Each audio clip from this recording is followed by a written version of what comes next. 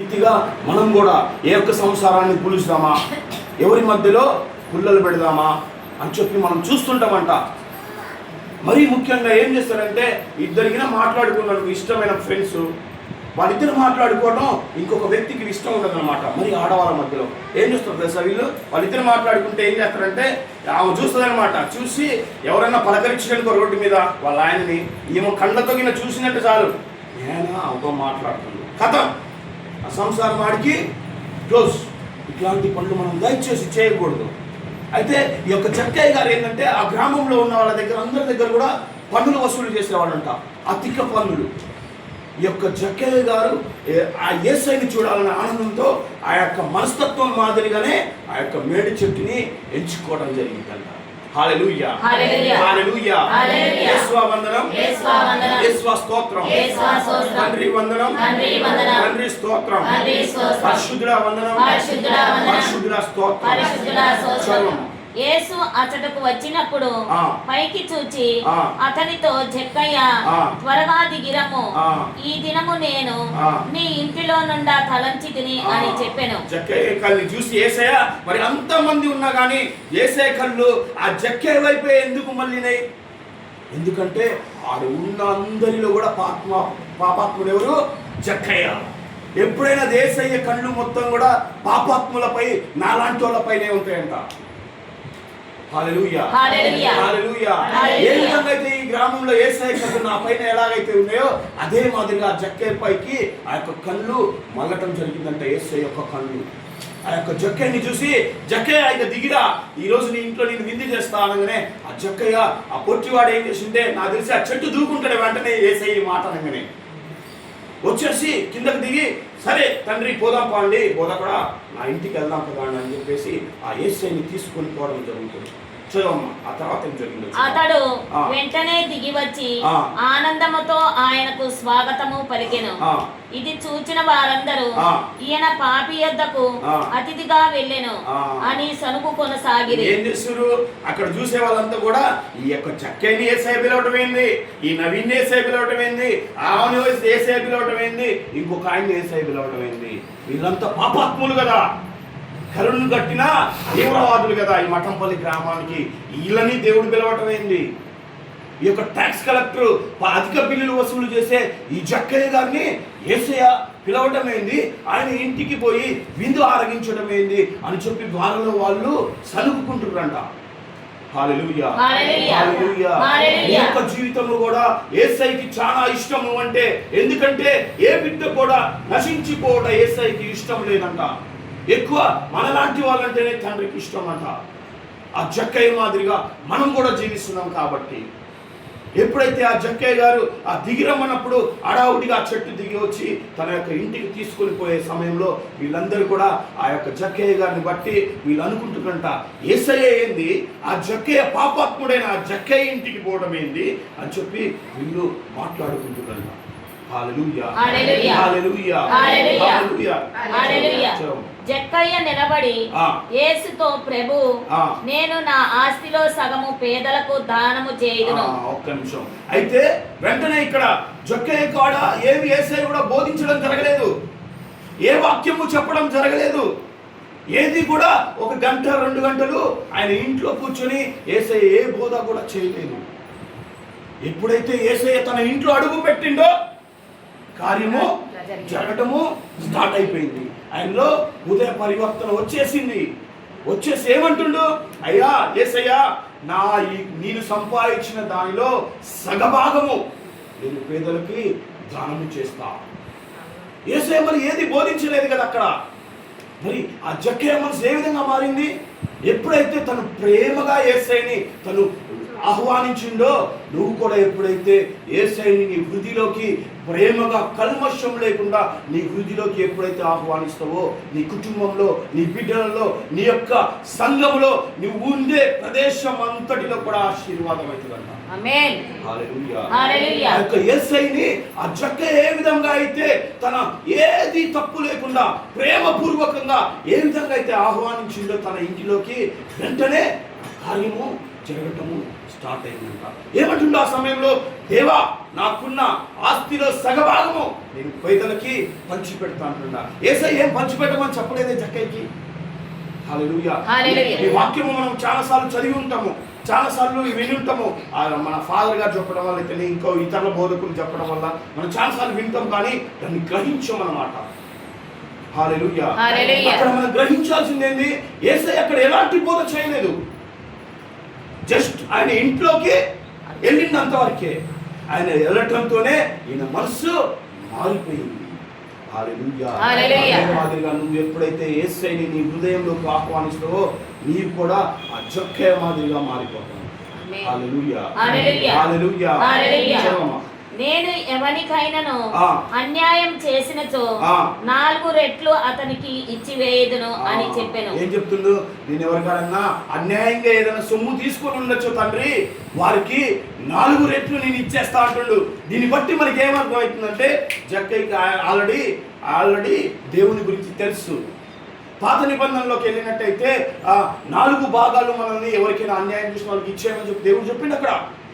అయితే దీన్ని బట్టి మనం ఏం అర్థం చేసుకోవాలంటే, జక్కయ్య గారికి ఆల్రెడీ తెలుసు దేవుని వాక్యము తెలుసు, కానీ ఆయన ఏమీ తెలియనట్టుగా నట జీవితంలో జీవిస్తుండు. మన మాదిరిగా మనకి తెలుసు, ప్రతి ఒక్కటి తెలుసు, దేవుని వాక్యం ప్రతి ఒక్కటి తెలుసు. మనం ఏది చేస్తే తప్పు, ఏది చేస్తే కరెక్ట్ మనకి తెలుసు, కానీ మనము అదే పనిని చేస్తున్నాము. హల్లెలూయా. హల్లెలూయా. హల్లెలూయా. హల్లెలూయా. హల్లెలూయా. యేసువా వందనం, యేసువా స్తోత్రం. ఇక్కడ మీకు ఒకటి చెప్పాలనుకుంటున్నాను నేను ఈ సమయంలో. ఏంటంటే, ఒక కుటుంబంలో ఒక 2 అత్త కోడళ్ళు ఉంటే ఆ ఇంట్లో రగడనే ఉంటారు. ఎందుకంటే అత్త అంటే కోడలకు పడదు, కోడలు అంటే అత్త పడదు. అత్త ఇచ్చే సలహా కోడలకు నచ్చదు, కోడలు ఇచ్చే సలహా అత్తకు నచ్చదు. ఫస్ట్ ఆఫ్ ఆల్ ఈ కోడలు అత్తకి ఏమి చెప్పదు. ఏమైనా మనసులో ఆత్రత, నా కోడలు ఏం చెప్పట్లేగా, నాకు చెప్పకుండా ఏదో చేస్తుగా, నాకు చెప్పకుండా చేసుకొని నీకెందుకు, ఆమె ఏం చేసుకుంటే నీకెందుకు, నీకు కావాల్సిందేంది పట్టెడు అన్నం. ఇవాళ ఆ అన్నం కూడా పెట్టకుండా ముసలోళ్ళ మఠంలో బ్రతికే వాళ్ళు చాలామంది ఉన్నారు. ఆ ముసలోళ్ళ మఠం కూడా లేక రోడ్ల మీద తిరిగే వాళ్ళు చాలామంది ఉన్నారు. హల్లెలూయా. దాని గురించి నువ్వు ఎప్పుడైతే నీ బిడ్డలు ఇలా చేసి అని చెప్పి నువ్వు ఎప్పుడైతే కన్నీరు కాలుస్తావో అది నీ బిడ్డలకి శాపంగా మారుతుంది. హల్లెలూయా. హల్లెలూయా. ఆ సమయంలో నువ్వేం చేయాలి? తండ్రి ముందు ప్రార్థించాలి. తండ్రి, వారు ఏదైతే కార్యం చేస్తుండ్రో ఆ కార్యము నీ చిత్తం అయితే నెరవేర్చు రాజా. నువ్వు ఈ విధంగా ఎందుకు ప్రార్థించట్లేదు? నీకెందుకు? వాళ్ళు ఏం చేస్తే నీ యొక్క అత్త నీకు చెప్పట్లేదా? నువ్వు ప్రార్థించు. తండ్రి, నా అత్తమ్మ నా మామయ్య ఏం చేస్తున్నారో ఆ యొక్క కార్యమును తండ్రి అది నీ చిత్తమైతే దానిని దీవించి ఆశీర్వాదకరంగా మార్చుము రాజా అని చెప్పి నువ్వు ప్రార్థించగలిగితే ఆ యొక్క కుటుంబము ఆనందంగా ఉంటుంది. నీ యొక్క ప్రార్థన ఆ దేవుడు విని నీ అత్తమ్మ మనసు మారుస్తాడు, నీ కోడల మనసు మారుస్తాడు, నీ కుమారుడు మనసు మారుస్తాడు, నీ బిడ్డ మనసు మారుస్తాడు, నీ భర్త మనసు మారుస్తాడు, నీ భార్య మనసు కూడా మారుస్తాడు.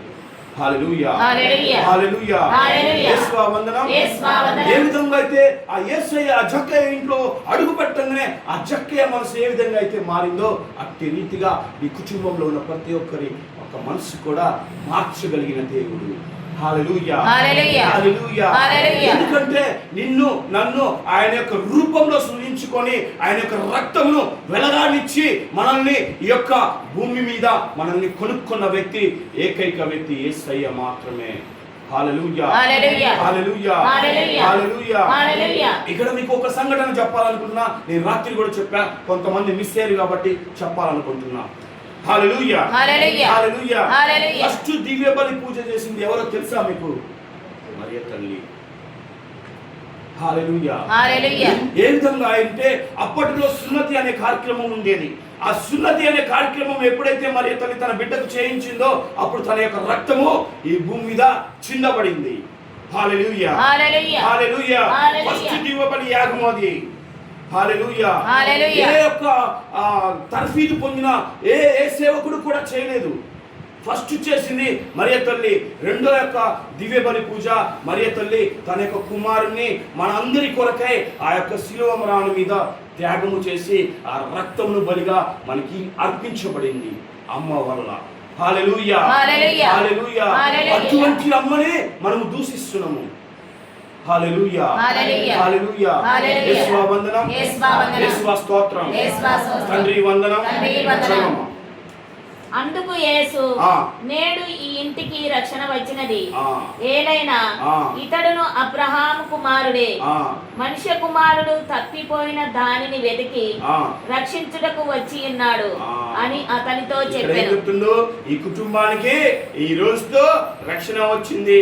ఆమేన్ ఆమేన్ ఆమేన్ ఆమేన్ ఆమేన్ ఆమేన్. ఈ కుటుంబానికి ఈ రోజుతో రక్షణ వచ్చింది. ఆ తప్పిపోయిన కుమారుడు ఏ విధంగా అయితే తప్పిపోయి అక్కడ ఇక్కడ ఇక్కడ అక్కడక్కడ తిరిగి వచ్చిందో లాస్ట్కి ఆ యొక్క కుమారుడు నా చెంతకు వచ్చిండు. ఇలా తప్పిపోయిన కుమారుడు నాకు దొరికిండు, అందుకనే ఈ కుటుంబానికి రక్షణ వచ్చింది అని చెప్పి యేసయ్య చెప్తుండు. ఇక్కడ మనం ఒకటి ఆలోచించాలి. యేసయ్య ఎప్పుడు కూడా ఆ గొల్ల వాళ్ళకి లేకపోతే ఆ బెస్త వాళ్ళకే ఎందుకు దర్శనం ఇస్తాడమ్మా? ఎప్పుడైనా మీరు ఆలోచించారా? ఎప్పుడైనా ఆలోచించారా? వేరే వాళ్ళకి ఎవరికి ఇవ్వలేదు అంటే ఆ బైబిల్ ప్రకారం నేను చెప్పేది. హల్లెలూయా హల్లెలూయా హల్లెలూయా. హల్లెలూయా. ఎందుకంటే ఆ గొల్ల వాళ్ళంట ఆ గొర్రెలు కాసి కాసి వాళ్ళ హృదయం అంట ఆ గొర్రెలతో సహవాసం చేసి చేసి వాటి యొక్క ఏమంటారు వాటి యొక్క మనసు అంట వీళ్ళకి తెలుసు అంట. ఆ జంతువు మనసు ఏ విధంగా అయితే ఉంటుందో ఈ గొల్లవాడి మనసు కూడా అంత పవిత్రంగా ఉంటుందంట. ఆ గొల్లవాడు ఒక్క గొర్రె తప్పిపోతే చాలు ఆ గొర్రె కోసం తిండి తిప్పలు కూడా మానిపోయి ఆ ఒక్క గొర్రెని వెతుకుతాడంట. వాళ్ళ మనస్సు అంత ఏమంటారు అంత పవిత్రంగా ఉంటుందంట. అందుకే వారికి యేసయ్య దర్శనం ఇవ్వడం జరుగుతుంది. ఈ బెస్త వాళ్ళ విషయంకి వస్తే బెస్త వాళ్ళంట ఏ చేప ఎక్కడుంటుంది, ఏ చేప ఏ సమయంలో ఎక్కడ వాసం చేస్తుంది అనేది ఈ యొక్క జారులకు మాత్రమే తెలుసంట. ఆ యొక్క చేప మనస్తత్వము ఈ జాలర్లకు తెలుసంట. అందుకనే యేసయ్య ఆ జాలర్లోనే చూజ్ చేసుకున్నామా. ఎందుకంటే మనము మనుషులము, మన యొక్క ఆలోచన విధానం కానీ మన మనసు కానీ వారు మాత్రమే గెస్ చేయగలరు. హల్లెలూయా. దానికోసము ఆ బెస్త వాళ్ళని దేవుడు ఎంపిక చేసుకోవడం జరుగుతుంది. హల్లెలూయా హల్లెలూయా. యేసువా వందనం యేసువా స్తోత్రం తండ్రి వందనం తండ్రి స్తోత్రం. హల్లెలూయా హల్లెలూయా హల్లెలూయా హల్లెలూయా. మొదటి వచనానికి వచ్చాయి. అందులో మొదటి వచనానికి వచ్చాయి. యేసు యెరికో పట్టణమును ప్రవేశించి ఏడుండు మీ ఇంట్లో ఉండకు, నీ కొడుకు కాడు ఉండకు, నీ కోళ్ళ కాడు ఉండకు. 19వ అధ్యాయం 1వ అధ్యాయం కాడికి వచ్చాయి.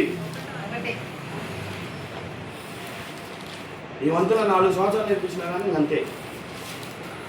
ఎందుకంటే మన ఆలోచన ఉంటుంది మన కిచెన్లో ఉంటుంది, లేకపోతే కొడుకు కాడు ఉంటుంది, కోడల కాడు ఉంటుంది.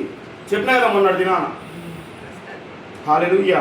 ఘనత వహించిన తేపోఫిలా మన మధ్య జరిగిన సంఘటనలను రాయుటకు అనేకులు ప్రయత్నించిరి. వారు వ్రాసిన ఈ సంఘటనలను మొదటి నుండి ప్రత్యక్షంగా చూచిన వారి వలన సువార్తను బోధించిన వారి వలన మనము వినియున్నాము. కావున అన్ని విషయములను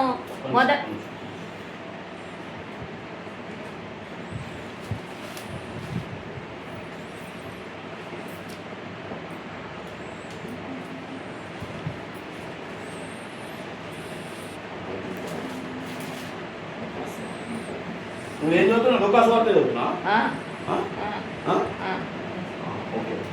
లూకాసు వార్త 26వ అధ్యాయం 1వ వచనం 26వ వచనం చదవమ్మా. తదుపరి 6వ మాసమున లూకాసు వార్త 1వ అధ్యాయము 26వ వచనం నుంచి తదుపరి 6వ మాసమున దేవుడు గాబ్రియేలు దూతను గలిలయ సీమ యందలి నజరేతు నగమునకు పంపెను. ఆ దేవదూత దావీదు వంశస్థుడగు యోసేపునకు ప్రదానము చేయబడిన కన్య యొద్దకు పంపబడెను. ఆమె పేరు మరియమ్మ. ఇక్కడ ఏం చేసిందంట? యేసయ్య తను మరియ తల్లి దగ్గరికి ఎవరిని పంపించిందంట? దేవదూతని. అప్పటికి ఏమైందంట? ప్రధానము అంటే ఏంటి పెద్దమ్మ నాకు తెలియదు. ప్రధానము చేయబడిన అంటే పెళ్లి కాకముందు పెళ్లి చూపులు అంటారు కదా, అదే కదా. అప్పటికి ఇంకా వాళ్ళకి పెళ్లి కాలేదు. పెళ్లి చూపులు అంటే వీరిద్దరికి పెళ్లి చేయాలని పెద్దలు నిర్ణయించారు. అంతవరకే. ఆ సమయంలో ఆ దేవదూత అంట ఆ మరియ తల్లి దగ్గరికి వెళ్ళిందంట. వెళ్ళి ఆమె మరియ తల్లితో మాట్లాడుతుందంట ముఖాముఖిగా. ఏం మాట్లాడుతుందో చూద్దాం. దేవదూత లోపలికి వచ్చి ఆమెతో, అనుగ్రహ పరిపూర్ణురాల, నీకు శుభము, ఏలిన వారు నీతో ఉన్నారు అనెను. మరియమ్మ ఆ పలుకులకు కలత చెంది ఆ శుభవచనమును ఏమిటో అని ఆలోచించుచుండగా దేవదూత మరియమ్మ భయపడకుము. ఇక్కడ ఏముందంటే ఆ దేవదూత వచ్చినప్పుడు మరియమ్మ కలత చెందిందంట. ఇంకొక వేరే బైబిల్లో ఏముంటుందో తెలుసా? వేరే రకంగా రాయబడ్డది. వాళ్ళు దాన్ని బట్టి వేరే వేరే వేరే బోధనలు చేస్తుంటారు. మరియ తల్లి నువ్వైనా సరే సడన్ గా ఇప్పుడు ఒక దేవదూత ఇక్కడ ప్రత్యక్షం అయితే నువ్వు భయపడతావా? ఖచ్చితంగా మనం భయపడతాం. అదేవిధంగా కలత చెందిందంట, భయానికి గురైంది. వేరే సంఘస్థులు వేరే బైబిల్లో వేరే రకంగా రాసింది. నేను ఈసారి చెప్తాను మీకు అది ఏంటనేది. ఇప్పుడు నేను చెప్తే మీకు డిస్టర్బ్ అయితే చెప్పగలుగుతాను. హల్లెలూయా, హల్లెలూయా, హల్లెలూయా, హల్లెలూయా. యేసువా వందనం, యేసువా వందనం, యేసువా స్తోత్రం. ఆ దేవదూత ప్రత్యక్షంగా కాగానే ఆ యొక్క మరి తల్లి ఆ యొక్క గాబరా అయిపోయిందంట, భయభ్రాంతులు చెందిందంట. హల్లెలూయా, హల్లెలూయా. నీవు దేవుని అనుగ్రహమును పొంది ఉన్నావు.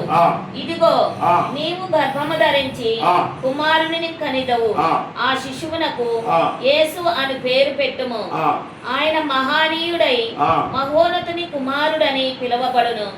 ప్రభువగు దేవుడు తండ్రి అయిన దావీదు సింహాసనమున ఆయనకు ఇచ్చును. ఆయన సర్వదా యాకోబు వంశస్థులను పరిపాలించును. ఆయన రాజ్యమునకు అంతమే ఉండదు అనెను.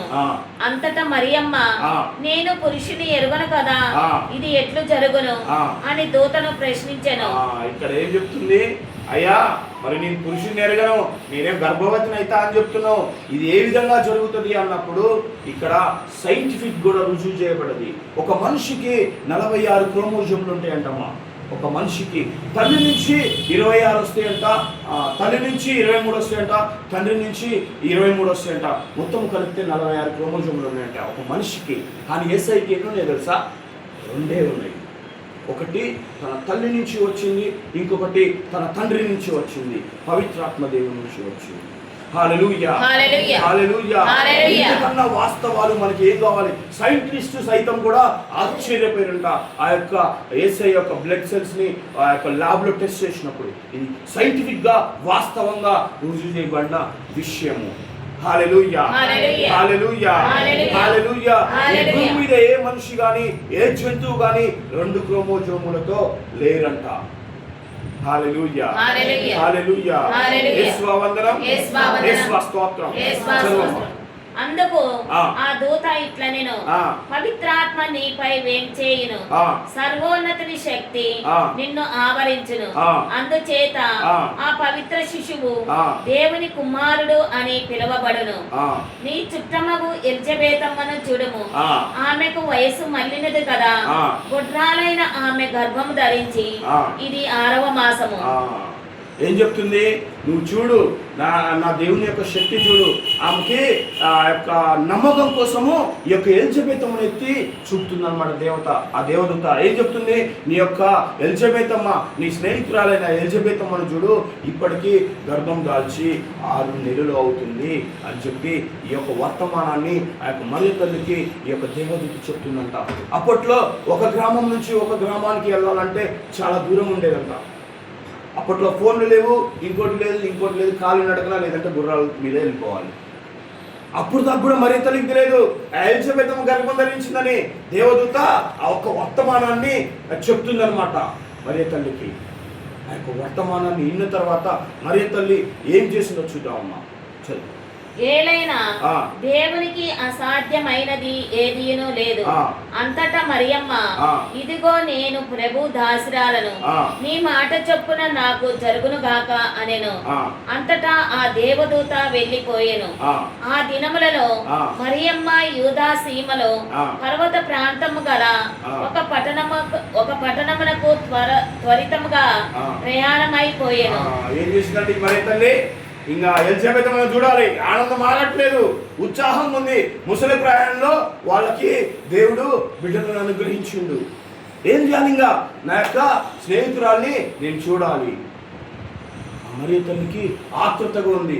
మరి నువ్వు నీ జీవితంలో నువ్వు ఏ విధంగా ఆతృతగా ఉన్నావు? నాకు మరియ తల్లి అంటే ఇష్టం, నేను రోజు 30 జపమాలు చెప్తా, నేను రోజు 50 జపమాలు చెప్తా, రోజు మరియ తల్లికి నేను నా ప్రార్థన విన్నపాలు నేను తెలియజేస్తా అంటున్నావు. మరి నీ పక్కన ఇంట్లో వాళ్ళతో నేను మాట్లాడట్లేదు.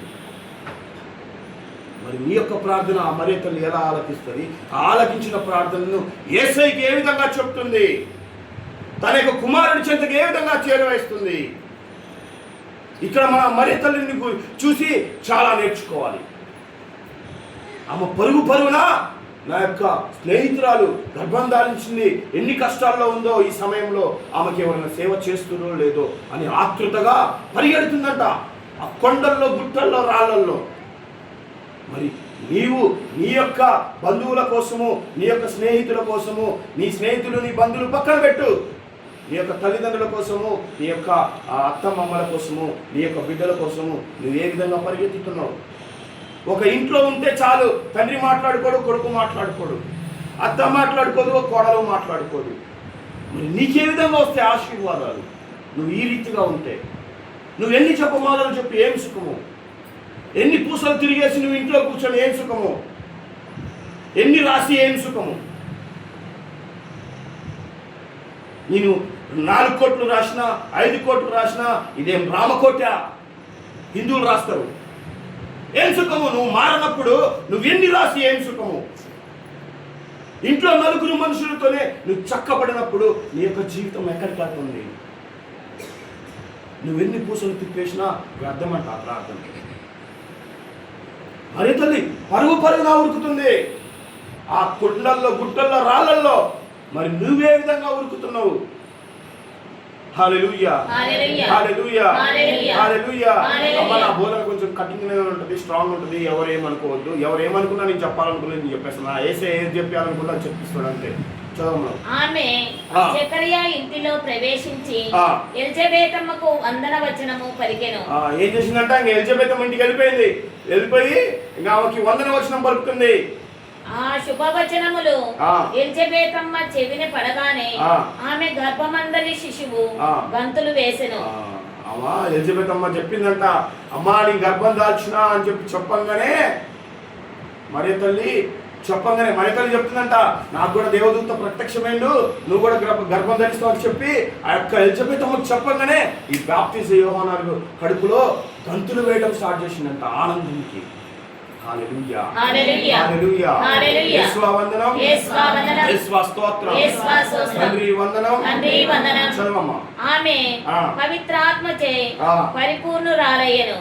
పిమ్మట ఎలిజబెతమ్మ ఎలుగెత్తి ఇట్లనెను, స్త్రీలందరిలో నీవు ఆశీర్వదింపబడిన దానవు, నీ గర్భఫలము ఆశీర్వదింపబడెను. నా ప్రభువు తల్లి నా యొద్దకు వచ్చుట నాకు ఎలాగూ ప్రాప్తించెను. ఏం చెప్తుంది?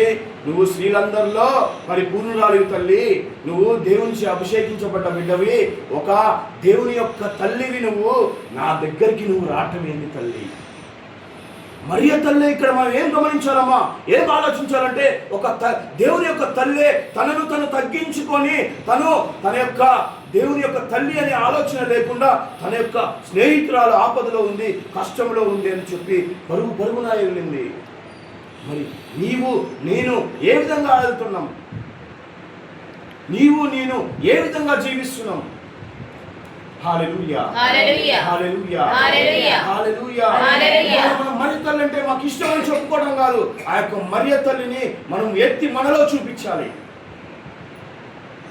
ఆ మరియ తల్లి ఏ విధంగా అయితే జీవించిందో ఆ విధంగా మనం కూడా జీవించాలి. ఆమె ఏ విధంగా అయితే తన భర్తకి, తన కుటుంబానికి, తన సంఘంలో ఏ విధంగా అయితే తను నడుచుకుందో ఆ మాదిరిగా ఒక శ్రీమూర్తిగా నువ్వు కూడా పయనించాలి. హల్లెలూయా, హల్లెలూయా, హల్లెలూయా, హల్లెలూయా, హల్లెలూయా, హల్లెలూయా, హల్లెలూయా. యేసువా వందనం, యేసువా వందనం, యేసువా స్తోత్రం, యేసువా స్తోత్రం. తండ్రి వందనం, తండ్రి వందనం, తండ్రి స్తోత్రం, తండ్రి స్తోత్రం. హల్లెలూయా, హల్లెలూయా, హల్లెలూయా, హల్లెలూయా. నీ వందన వచనములు నా చెవిన సోకగానే నా గర్భమందలి శిశువు ఆనందము చే గంతులు వేసెను. ఆ యొక్క శుభవచనం చెప్పంగానే ఆ ఎలిజబెత్ అమ్మకు మరే తల్లి వెంటనే లోపల ఉన్న బాప్తిజం యోహాను గారు గంతులేస్తున్నట్టు లోపల, నా యేసయ్య ఈ లోకానికి రాబోతుండు అని చెప్పి. హల్లెలూయా, హల్లెలూయా, హల్లెలూయా. ప్రభువు పలికిన వాక్కులు నెరవేరునని విశ్వసించిన నీవెంత ధన్యురాలవు. అప్పుడు మరియమ్మ ఇట్లు పలికెను, నా హృదయము ప్రభువును స్తుతించుచున్నది, నా రక్షకుడవగు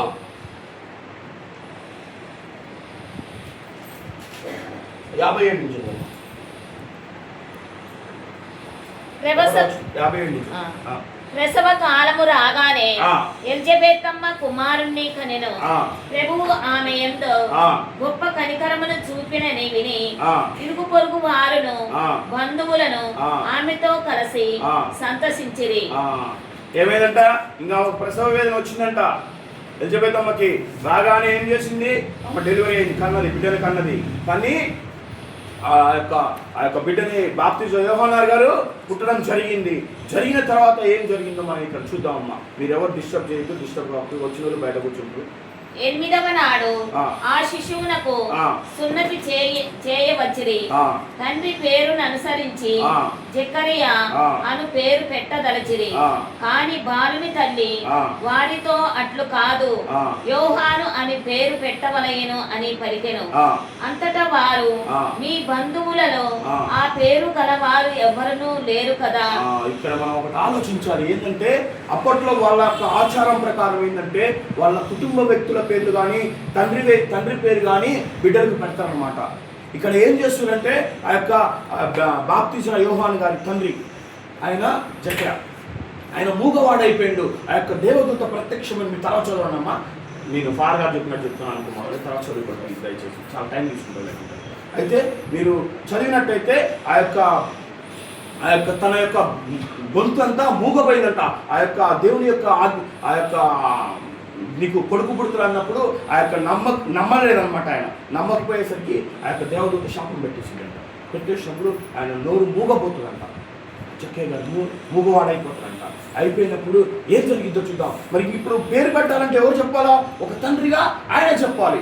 అయితే ఇక్కడ ఆయన ఏం చేస్తాడో చూద్దాం, దేవుని కార్యం ఏంటో చూద్దాం అని శిశువునకు నీవు ఏ పేరు పెట్టబోరుచున్నావు అని సైగలతో తండ్రిని అడిగిరి. అతడు పలక తెచ్చి అతని పేరు యోహాను అని వ్రాయగా వారందరూ ఆశ్చర్యపడిరి. అప్పట్లో పలకలు కూడా ఉన్నాయంట. అయితే ఏం చేసిండు ఈయన, ఒక పలక తీసుకొచ్చి ఆ పలక మీద ఆ యొక్క యోహాన్ గారు అని చెప్పేసి పేరు రాసిందంట. పేరు రాయని అందరూ ఆశ్చర్యపోయారంట. అంతకన్నా ఆశ్చర్యం ఏముందో చూద్దాం. వెంటనే అతని నోరు తెరవబడి నాలుక పట్టు సడలి దేవుణ్ణి స్తుతిస్తూ మాట్లాడసాగాను. వెంటనే ఏమైందంట, ఆ యొక్క నోరు, మూగమైన నోరు తెరవబడిందంట.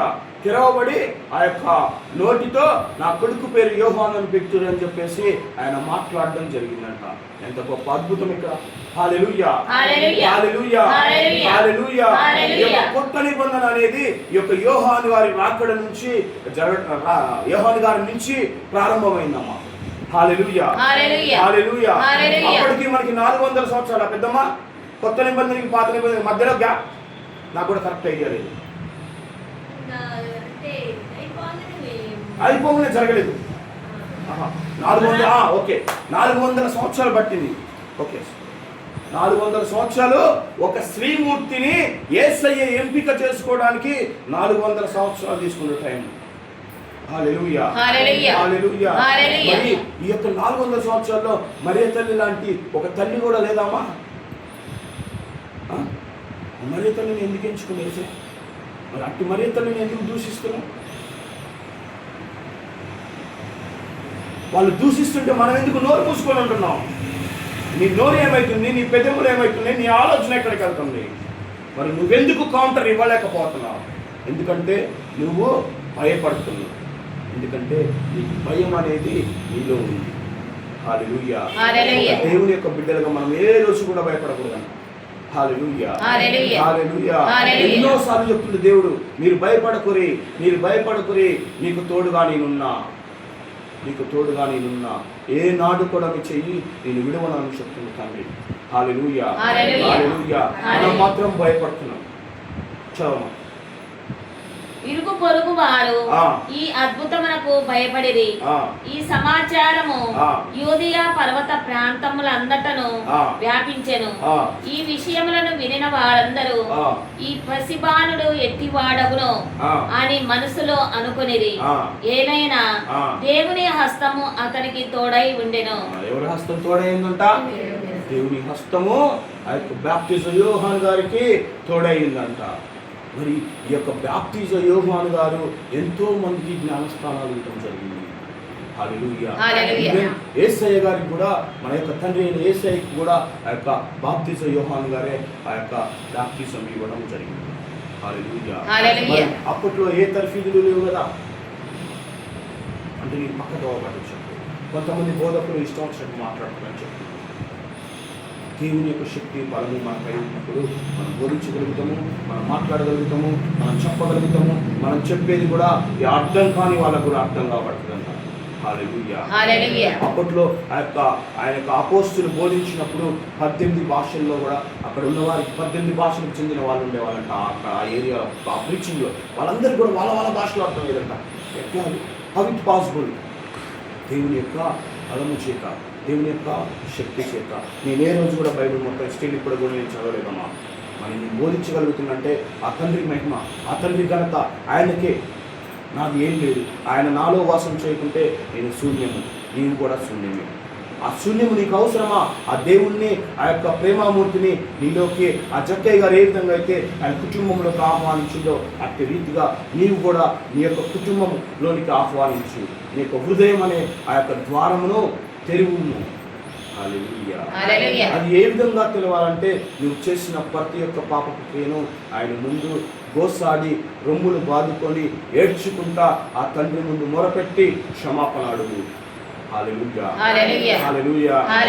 ఏ విధంగా అయితే ఆ రోజు ఆ యొక్క యేసయ్య శిలువను మోసుకుంటూ పోయినప్పుడు ఆ యొక్క దారి మధ్యలో ఆ యొక్క స్త్రీలతో చెప్తాడు, అమ్మా నా కోసము ఏడవకండి, మీరు మీ కోసము, మీ కుటుంబాల కోసము, మీ బిడ్డల కోసము ఏడుగురి. నీ కుటుంబం కోసము, నీ బిడ్డల కోసము నువ్వు ఏడుస్తున్నావా? నీ కుటుంబం పైన నీ నుంచి వచ్చిన శాపం ఉందా? నీ బిడ్డలపై నీ పితరులు చేసిన శాపాలు ఉన్నాయా? లేకపోతే ఇంకొకరు చేసిన శాపాలు ఉన్నాయా? అవన్నింటిని కూడా మన్నింపు అడుగుతాను. ఎప్పుడైతే నువ్వు తండ్రి సమక్షంలో కూర్చొని కన్నీటి పర్యంతంగా నువ్వు ఎప్పుడైతే దేవుణ్ణి మన్నింపు అడుగుతావో నువ్వు చేసిన తప్పిదములకు, అప్పుడు ఖచ్చితంగా నీ కుటుంబంలో ఆగిపోయిన దీవెన ఖచ్చితంగా జరగబడుతుంది. యేసయ్య ఏం చెప్పిండు?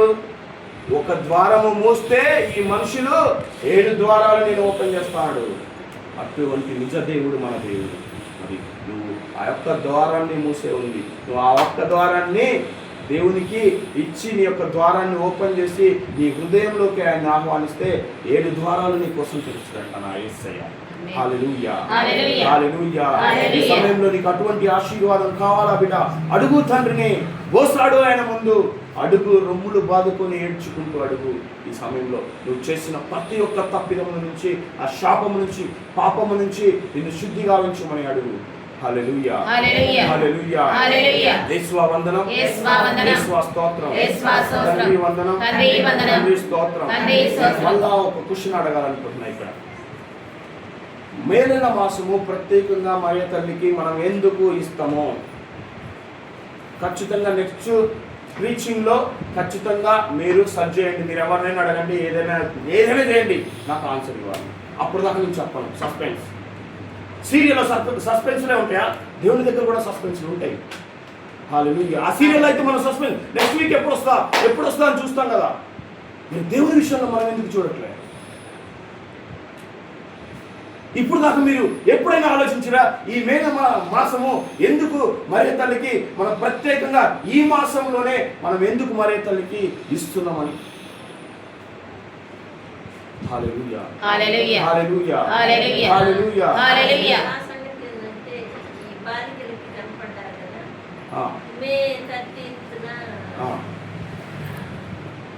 ఇది ఎన్ని సంవత్సరాల క్రింద జరిగింది?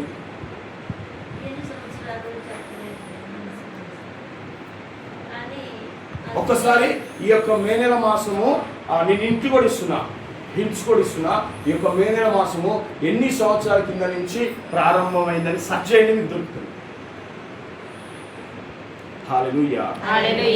తెలుసుకోవాలి ఇప్పుడు మనం మరితల గురించి ఖచ్చితంగా తెలుసుకోవాలి. ఎందుకంటే ఇతర సంఘాల వాళ్ళు చాలా గాలీజ్గా ఘోరంగా మాట్లాడుతారు అమ్మ గురించి. ఇలా నేను మళ్ళా చెప్పాలనుకుంటున్నా, దేవుడు నాకు ఏ రూపంగా నా జ్ఞానం ఇచ్చిందంటే, ఇంతే ఒక సంఘస్థుడు నాకు ఫోన్ చేసిండు, పెద్ద ఆయన. అయితే ఫోన్ చేసి బ్రదర్ మీ ప్రీచింగ్ బాగుంది, మీ యొక్క అన్నీ బాగున్నాయి, మీ ప్రీచింగ్ బాగుంది, హీలింగ్స్ బాగున్నాయి, అన్నీ మంచిగా నడుస్తున్నాయి, కానీ మీ వెనక ఏంటి బ్రదర్ అని అడిగినప్పుడు నాకేం మాట్లాడాలో అర్థం కాలేదు. వెంటనే దేవుడు నాకు ఒక ఆలోచన ఇచ్చేసిండు. ఓకే బ్రదర్, ఓకే మీరు చెప్పి మంచిగా ఉంది. ఓకే, మీ యొక్క ప్రీచింగ్లో నీ ఫోటో, మీ భార్య ఫోటో, నీ పిల్లల ఫోటో, నీ అత్త ఫోటో, నీ మామ ఫోటో, నీ తల్లిదండ్రుల కానించి నీ కుటుంబంలో ప్రతి ఒక్కరి ఫోటో వేసి బ్యాంకులు పెడుతున్నావు. నీ ఒక్కొక్క ప్రీచింగ్ 2,000 నుంచి 3,000 మంది వస్తున్నారు. ఓకే సూపరు, ఎందుకు పెడుతున్నారు పాస్టర్ గారు అని అడిగిన. నా ఐడెంటిఫై అన్నాడు. చలో దొరికింది నాకుండా. ఎప్పుడైతే నా ఐడెంటిఫై అన్నాడో, నా యేసై ఐడెంటిఫై అన్నా. అది ఒక సామాన్య మానవుడు నువ్వే నీకు ఐడెంటిఫై ఉంటే, నా యొక్క తండ్రి నన్ను సృజించిన దేవుడు ఆయన రూపంలో నన్ను, ఆయన యొక్క రక్తంను ఎలా ఇచ్చి, అమూల్యమైన రక్తం ఇచ్చి నన్ను కొనుక్కున్న తండ్రి, నా తండ్రికి ఐడెంటిఫై అవుతా. అదే నా తండ్రి ఐడెంటిఫై. ఆ కింద ఉన్నది అమ్మ, ఆయనని కన్న తల్లి, ఆమె ఐడెంటిఫై. నువ్వే విధంగా అయితే నీ తల్లికి నీ తండ్రికి నువ్వు ఏ విధంగా అయితే ఐడెంటిఫై ఇచ్చినావో, ఆయనని కన్న తల్లి, ఆ తల్లికి అమ్మకి నేను కూడా ఐడెంటిఫై ఇచ్చి అక్కడ పెట్టేసిన. కథం, నో ఆన్సర్. హల్లెలూయా. మనం ఇచ్చే జవాబు ఈ రీతిగా ఉండాలి. ఇవి ఎవరు నేర్పిస్తే నాకు రాలేదమ్మా, నేను ఎక్కడ పోలేదు, ఎక్కడ నేర్చుకోలేదు, ఏ ఒక్క తర్ఫీదు కూడా నీకు పొందలేదు. నా యేసయ్యే నా గురువు, నా యేసయ్యే నాకు అన్ని, సమస్తము నా తండ్రి. నా తండ్రి లేకుంటే నేను శూన్యము, దరిద్రుణ్ణి. హల్లెలూయా. ఆ జక్కయ్య మాదిరిగా నేను కూడా ఆ తండ్రికి ఇష్టమైనంట. మరి నువ్వు కూడా ఇష్టం అవుతుందో లేదో అది నీ చేతిలో ఉంది. హల్లెలూయా. హల్లెలూయా. యేసువా వందనం, యేసువా స్తోత్రం, తండ్రి వందనం, తండ్రి స్తోత్రం, పరిశుద్ధుడా వందనం, పరిశుద్ధుడా స్తోత్రం. హల్లెలూయా. హల్లెలూయా. హల్లెలూయా. హల్లెలూయా. మాట్లాడుము. సాంగ్ వచ్చా?